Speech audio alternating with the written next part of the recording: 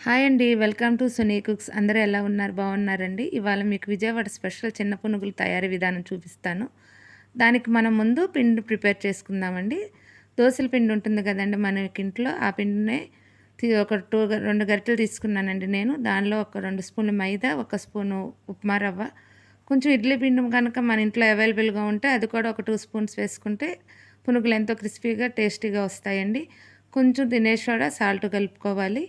పిండి ప్రిపేర్ చేసుకుని మనం పక్కన పెట్టుకుందాము. ఇప్పుడు చట్నీకి ప్రిపేర్ చేసుకుందాము. పునుగుల్లోకి పచ్చిమిర్చి ఫ్రై చేసుకుని ఒక ప్లేట్లోకి తీసుకుందామండి. పచ్చిమిర్చి ఫ్రై అయిపోయినాయి కదా, దాంట్లో చట్నీకి ఇప్పుడు మనం తాలింపు చేసుకుందాము. తాలింపు కూడా ఫ్రై అవుతుందండి. ఈలోపు ఒక జార్ తీసుకుందాము.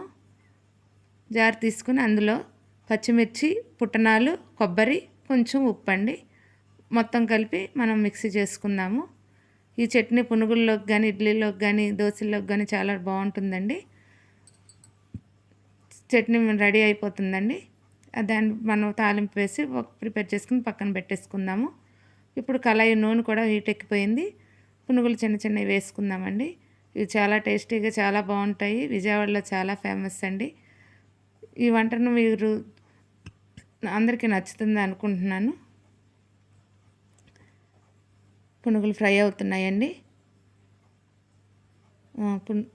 ఆల్రెడీ పునుగులు రెడీ గోల్డెన్ కలర్స్ వచ్చినాయి, రెడీ అయిపోయినాయండి. ఇవి ఒక ప్లేట్లోకి తీసుకుని మనం రెడీ చేసుకున్న చట్నీతో, ఆనియన్స్తో సర్వ్ చేసుకుందామండి. ఇవి చాలా టేస్టీగా ఉంటాయి. ఈ పునుగుల రెసిపీ కనుక మీకు నచ్చినట్లయితే నా ఛానల్ని లైక్ చేసి, షేర్ చేసి, సబ్స్క్రైబ్ చేయండి.